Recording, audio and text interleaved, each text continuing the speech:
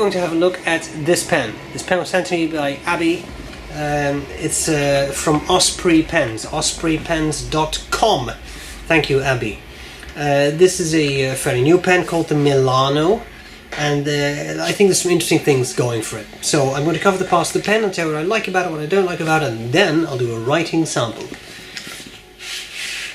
There's the pen. Simple cardboard box, kind of nice. May look like plastic, but it is ebonite, so hard rubber. Be a little careful with water, bright sunlight, all those good things, and that's pretty much all there is to it. The Milano is a $60 pen, and it has some interesting features. So let's start at the very top of the pen. Finial, nothing going on really. Simple clip with a nice ball that works very well. You get the point. Cap, barrel, tapers down, and then you have threads to post comfortably. And you can actually, for those of you who really care about that, you can actually make the nib and the clip align. I just started randomly somewhere, but you can do that. The nib is interesting. I'll come back to that in a second.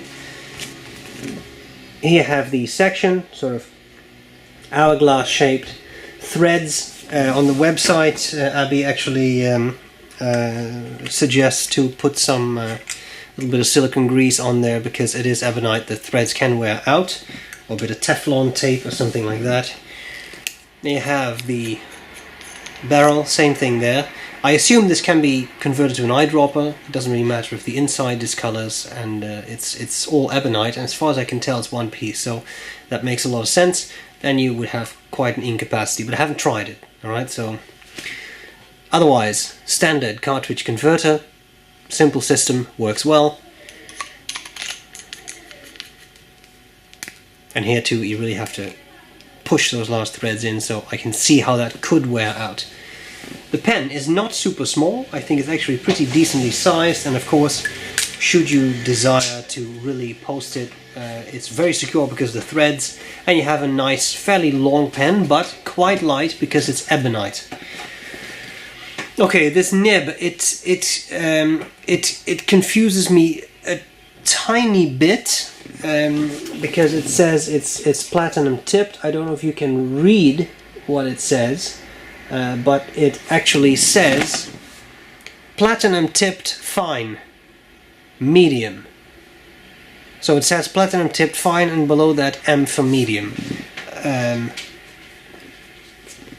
Okay. I'm just not sure. I don't know. What I can say is that it's a nice nib. It's fairly rigid, but it does have some spring to it, so it's not a super bouncy nib, but it definitely has a bit of spring to it, and I think that's quite nice.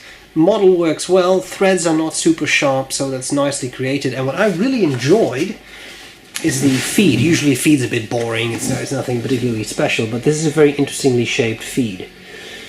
The idea with the pen is that it's made as a modular system. So nib and feed are friction fit, number 6 nib, take it out, take a Jovo nib, take a Bock nib, do whatever you like, turn it into a calligraphy pen. In that regard, the eyedropper capacity might be very nice, because that means that you have a lot of ink for a very broad nib.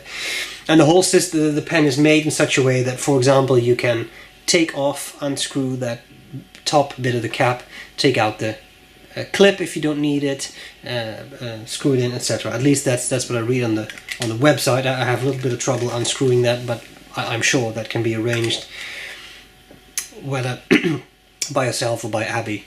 So I don't think this is particularly bad.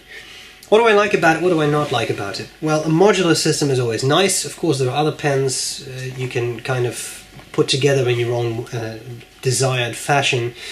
I like that it's a number 6 nib. A lot of these types of pens have number 5 nibs, which are nibs which are smaller.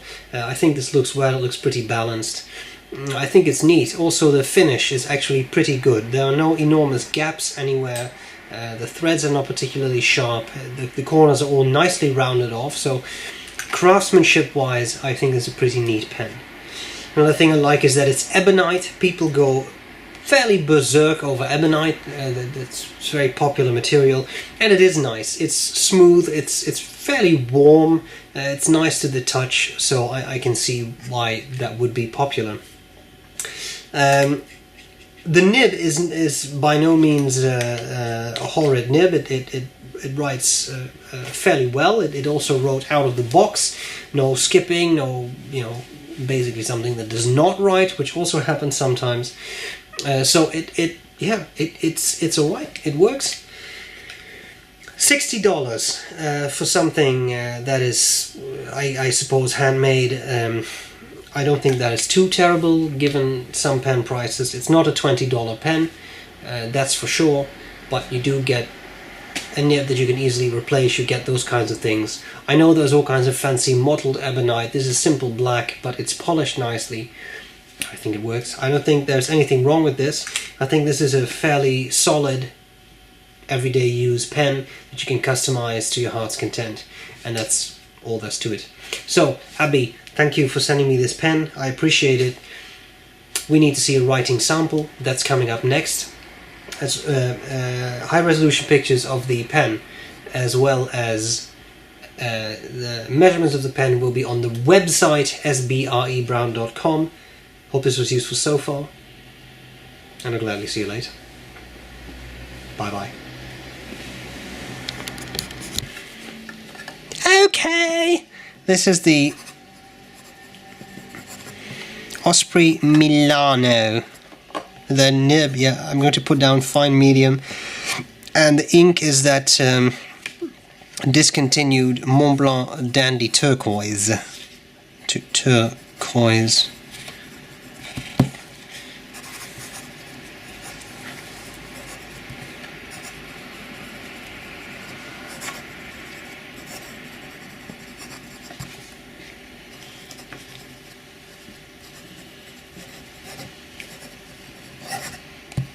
That was me. That was not the pen. I misaligned it as I made that swirl. Do some fast writing. The nib, yeah, it's on the rigid side as you write, making for that sort of, yeah, it doesn't really yield when you write, so it feels a bit stiff and rigid, but it does actually write fairly smoothly. It's not a scratchy nib. Wetness, it is a nice wet ink on Rhodia paper, but for a relatively fine nib I think that's actually pretty wet, which is quite nice. I like it that way. Okay, as I said, it feels fairly rigid, but it actually with some pressure does open up a bit, giving you a nice bit of line variation. Reverse writing definitely gets scratchier, but you can get in, well, shall we call it an extra fine line. And there you have it. So, a kind thank you to Osprey Pens for sending me this. I appreciate it. I hope this was useful, and I'll gladly see you later.